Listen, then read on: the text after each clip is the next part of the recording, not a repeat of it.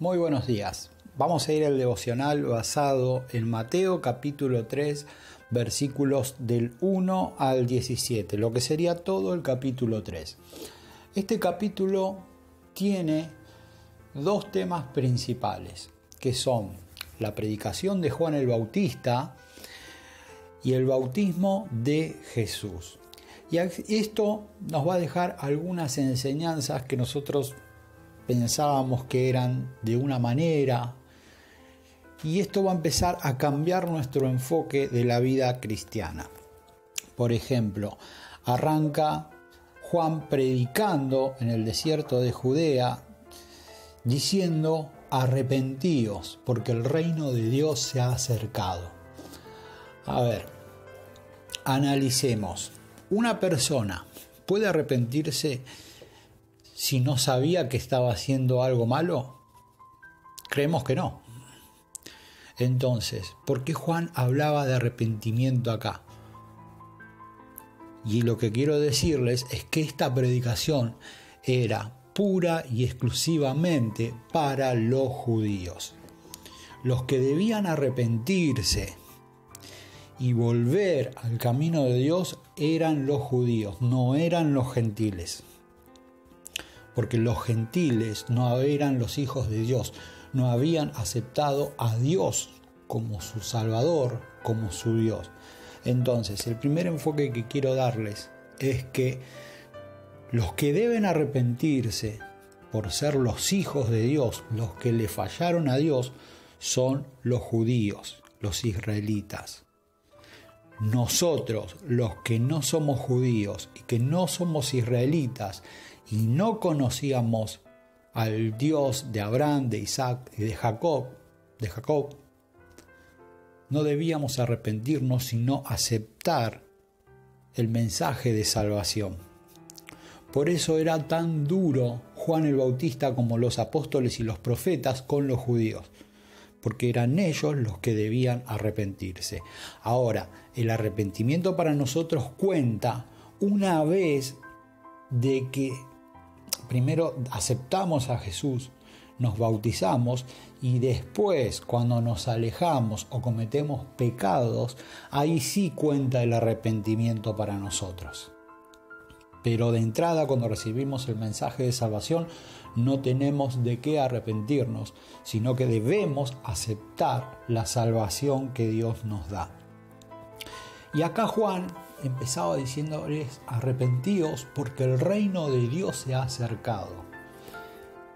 Hay muchas hipótesis y fábulas cristianas que hablan del reino de Dios y las bendiciones, y acá lo único que está diciendo Juan, porque se aproximaba a Jesús con el mensaje de la salvación, con la vida eterna, con la restauración, lo que sacamos en conclusión que el reino de Dios era eso, no eran ni bendiciones ni maldiciones, sino que era salvarse o no salvarse. Ese era el mensaje que traía Jesús. Jesús venía a morir en la cruz, a saldar nuestros pecados, no a llenarnos de bendiciones. Las bendiciones son extra dependiendo de la obediencia de cada uno. Pero el reino de los cielos que se haya acercado era que la salvación se había acercado. Y así como se le acercó a los fariseos, a los judíos, a los israelitas, también se nos acercó a nosotros. Y dice que Juan se vestía con un vestido así con pelo de camello, con un cinto, y dice que comía langostas y miel silvestre. ¿Qué nos está queriendo decir? Que Juan era un líder humilde. Hoy nosotros, si vemos a alguien con un vestido con pelo de camello, todo barbudo, pelo largo, hasta poco estético, comiendo miel silvestre y langosta, diríamos: este está loco. Pero Juan, más allá de que en ese tiempo se vestían de otra manera, Juan mostraba humildad. Juan no se guiaba por cómo estaba vestido, sino que lo importante que traía él era el mensaje. Hoy vemos que en el mundo cristiano los líderes tienen de todos menos humildad. Los líderes tienen de todo menos cariño hacia las almas.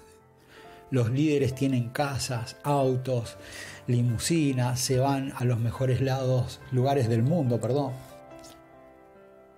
en vez de aprovechar el tiempo para salvar lo más posible a las almas. También nombra que con Juan se cumplía la profecía que había dicho Isaías. Esto nos enseña que nosotros debemos aprovechar los tiempos, debemos aprovechar nuestra vida, debemos aprovechar las oportunidades que nos da Dios, que no debemos pensar en las cosas materiales, ni decir, bueno, cuando yo me ponga bien, bueno, cuando ya esté bien estéticamente, cuando yo tenga mi casa, cuando ya tenga mi auto, cuando ya tenga mi todo, porque siempre pedimos todo. Lo que debemos hacer es aprovechar el tiempo que Dios nos da, porque cada día es una nueva oportunidad para empezar a cambiar. Y Juan les decía, arrepentidos porque el reino de Dios se ha acercado. Hagan frutos dignos de arrepentimiento.